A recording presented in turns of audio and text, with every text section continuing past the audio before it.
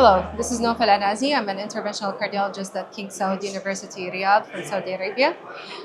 We'll be highlighting a few points on diagnosis and management of MINOCA, INOCA/INOCA. I have today Dr. Alaid Kifo on my right hand. She's the director of clinical research at San Raffaello Research Hospital, Milan, and Dr. Nadia Sutton, assistant professor from Vanderbilt Hospital University Medical Center. Welcome to the TCT Middle East. I'd like to start with you, Dr. Kifo. There has been a major paradigm shift in understanding and diagnosing, treating MINOCA, INOCA/INOCA. I would like you to just highlight the major paradigm shifts that we have encountered in the last few years. So I'm an interventional cardiologist, and I was dealing with very complex clinical scenarios. So I have a big interest also in very complex PCI, TAVI, shock. But however, I was in the center of Professor Maseri, Professor Camici, and there was always all this discussion about non-obstructive coronary artery disease. So personally, I had a big interest on the topic, and when I started to be involved European Association of Percutaneous Cardiovascular Intervention, I posed the issue that indeed there was no clarity on the issue, even on diagnosis, why we don't come up with an expertus consensus document. And in fact, EAPCI came up with the Covadis group and the working group on physiopathology with an expert consensus document on, it was called initially on INOCA, and we put together all the specialists from physiopathology, and then non-invasive and invasive, trying to design a more standardized approach. Just to mention to you, this paper was published at the same time in European Journal of Neurointervention, and it was the most downloaded and discussed paper for neurointervention for years. So we were starting the movement. And then parallel, there were evidence coming. As you know, there have been the Cormica trial published showing that indeed, when you do this kind of approach, so you don't stop just with the coronary angiography, but indeed you go out, we do a coronary functional testing and vasoreactivity testing and identifying the endotype, and you give tailored therapy, this makes a difference in quality of life and angina. And we started then to insert all this topic also in acute coronary syndrome and chronic coronary syndrome guidelines. I was the task force member in both of them. And so we started with acute coronary syndrome, identify who is a MINOCA, what is this strange entity of MINOCA. So giving names, giving guidance, you cannot stop discharging someone with a diagnosis without doing an MRI, for example. If they have a schema, what you have to do. And then we moved to the CCS, and for the first time, there is a class 1B recommendation.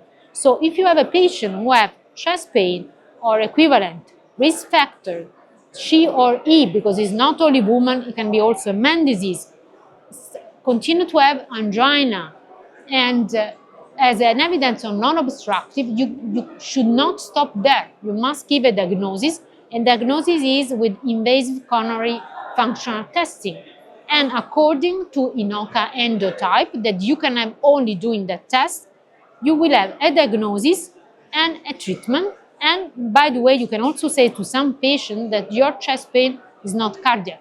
So this is how the movement went. Now we have a guidelines, and now we have to implement the guidelines. So we must do education, and we must teach also to interventional cardiology how to properly do this testing. Thank you.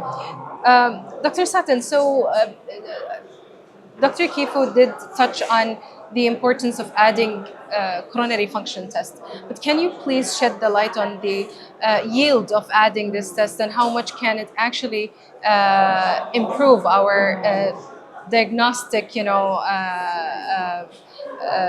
conclusions before leaving the cath lab? Absolutely, it's a great question, and much like Dr. Kifo, I think I sort of became more involved in this field because of a clinical need. And people would come to me, especially, as a female interventional cardiologist, because they had female patients that were, suspicious for having vasospasm and those kinds of things, and they needed a resource for somebody to help make that diagnosis in the cath lab.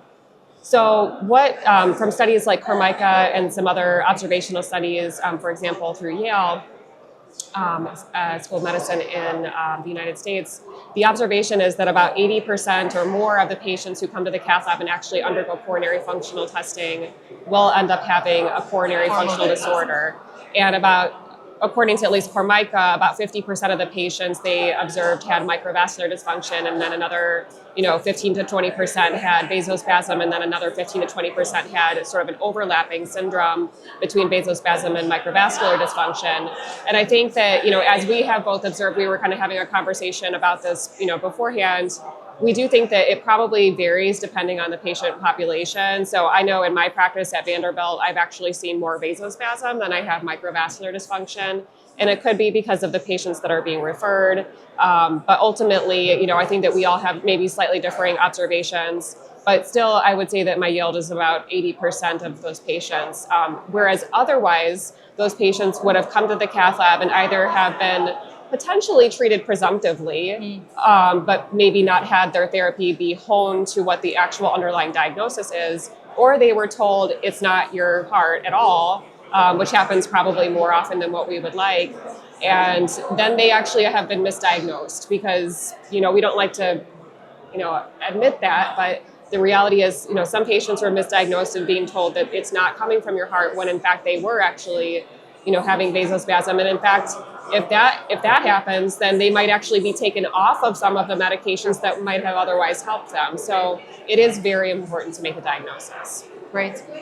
So we do know that studies have shown improvement in the quality of life, relief of angina, and some people are just happy by knowing their diagnosis, that they have a formal diagnosis. However, when it comes to hard outcomes, cardiovascular outcomes, the studies are still not very conclusive, and we're still waiting on long term. What's your take on that? I remind all of you that actually elective PCI has a benefit only on improving symptoms and quality of life. Even elective PCI has never been proven to improve mortality unless specific scenarios, like unprotected left main or proximal LD. So we cannot expect from a non-obstructive to be different from a PCI. So the aim of all these patients is improving symptoms and quality of life in the elective setting. Another setting clearly is MINOCA, because MINOCA indeed is a myocardial infarction. So I say to these people, actually, we are achieving the same as a very complex elective PCI and quality of life and angina. These are not all patients. If we see in our casuistic, clearly it's different. I did a national study, and even the north of Italy is different from the south. Endotypes are different. It's different, the metabolic syndrome of the patient, it's different, the stress.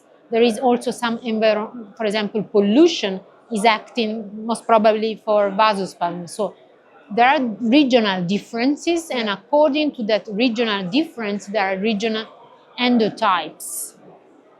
Thank you. So in terms of endotypes, Dr. Keiko mentioned, we do know that we're going towards endotype-tailored therapy.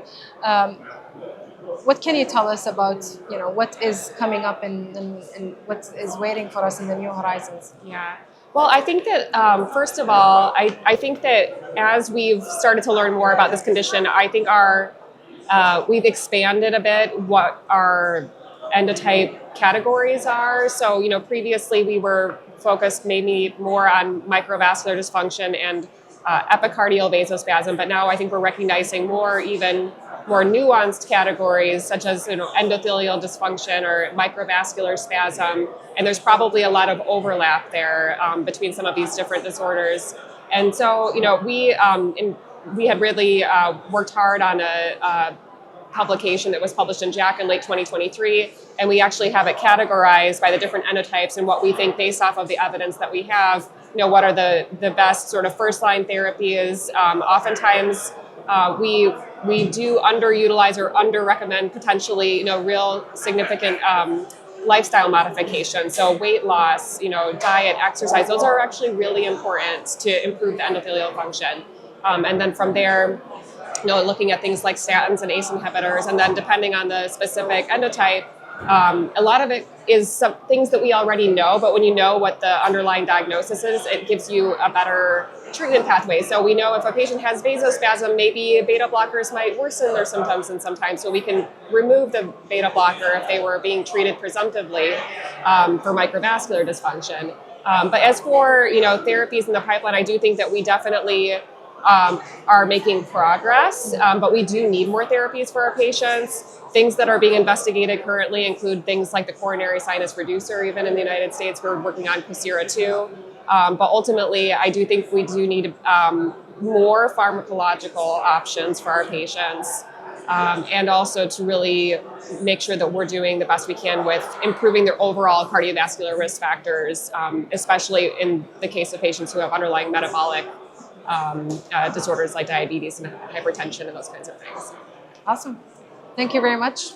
It was a very fruitful discussion, and hope to see you again next year in the TCT Middle East. Thank you, everyone. Thank you.